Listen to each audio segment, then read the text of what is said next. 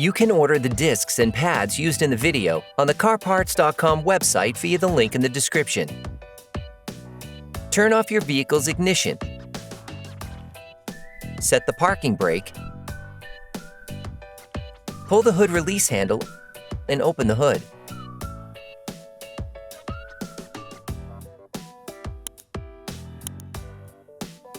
Open the brake fluid reservoir. Loosen the stud bolts on the front wheels.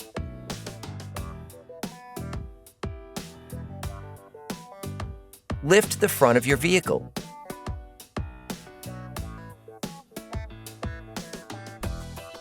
Place the vehicle on the jack stands.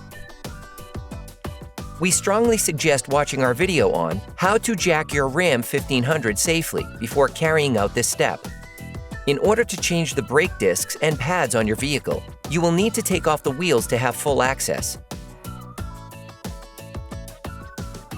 Don't forget to put the wheels under the vehicle. Turn the brake disc inward to make this operation easier. Insert a flathead screwdriver into the opening of the brake caliper. Lift it off using the screwdriver as a lever by pulling it towards you. This will cause the pistons to retract slightly so that the caliper can be removed more easily for the next steps. With the socket wrench and a 13mm socket, unscrew the lower slide pin. Sometimes you have to keep the lock nut from turning by holding it with your fingers or a 17mm wrench. Then, remove it. Repeat this process with the upper slide pin. You can now remove the caliper. You can attach it to the upper control arm with a clamp or a wire.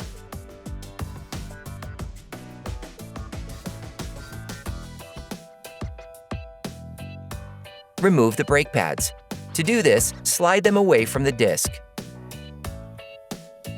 You need to check the sliding of the brake caliper slide pins and the condition of the caliper slide pin boots. If they look worn, you are advised to replace them with new ones. Hey, it's Alex from CarParts.com. If you enjoyed this video and want to support us, like, comment, and subscribe. Okay, back to work. Using a socket wrench and a 21mm socket, unscrew the two holding screws on the caliper mount.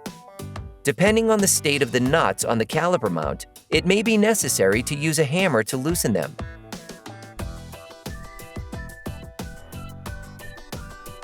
Remove the caliper mount. Using a flathead screwdriver, pull the retainer away from the disc so you can unscrew it.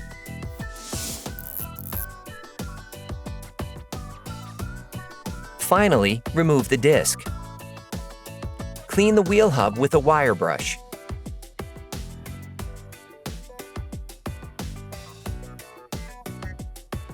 You can order the discs and pads kit used in the video on the CarParts.com website via the link in the description.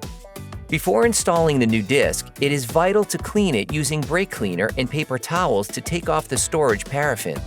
If your new disc is coated, you can place it directly onto the wheel hub. Put the new brake disc in place. Then put the retainer back in place.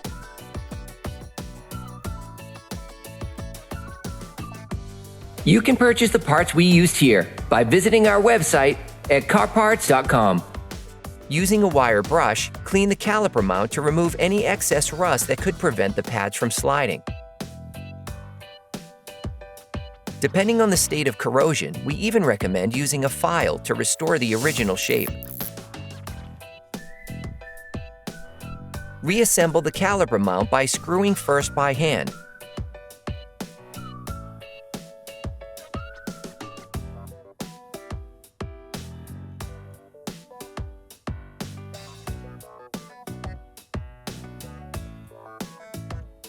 Then with a socket wrench and a 21mm socket to lock them in place.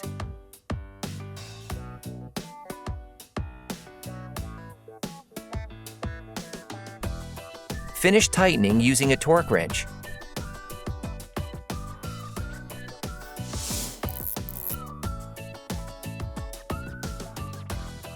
CarParts.com also recommends replacing the anti-rattle clips with new ones.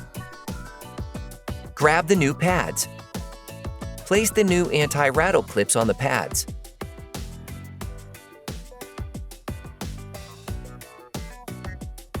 and lightly coat the ends with copper grease to help them slide more easily.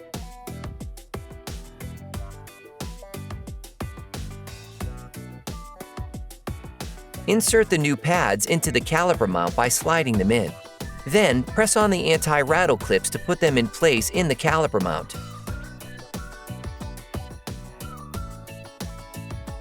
Their spring action lifts the pads off the disc when you release the brake pedal. If you want to know which tools and parts we use in this video, just check the description and you'll find everything you need. Grab the caliper.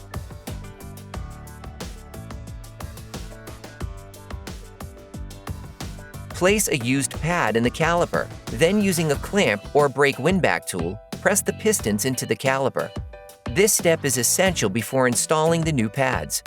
As the pistons enter the caliper, brake fluid will flow back into the brake fluid reservoir. Depending on the original level of the reservoir, make sure that the liquid does not overflow. Put the brake caliper back in place.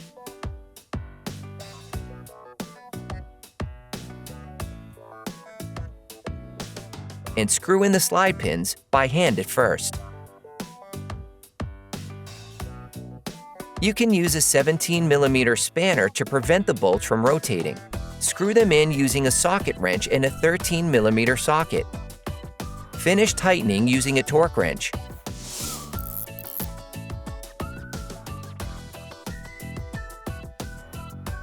Clean both sides of the disc with brake cleaner and a cloth to remove the grease from the new pads. You can now repeat the same process on the other side. Then, you will be able to put the wheels back on your vehicle. Put the car back on the ground and block the wheels properly. Don't forget to screw the brake fluid cap back on before starting the car. Attention! Before using your vehicle again, start your car and pump the brake pedal a few times to push the brake pads together again. Try to drive smoothly and avoid sudden braking for the first 30 miles or so to avoid glazing the new pads. Operation complete.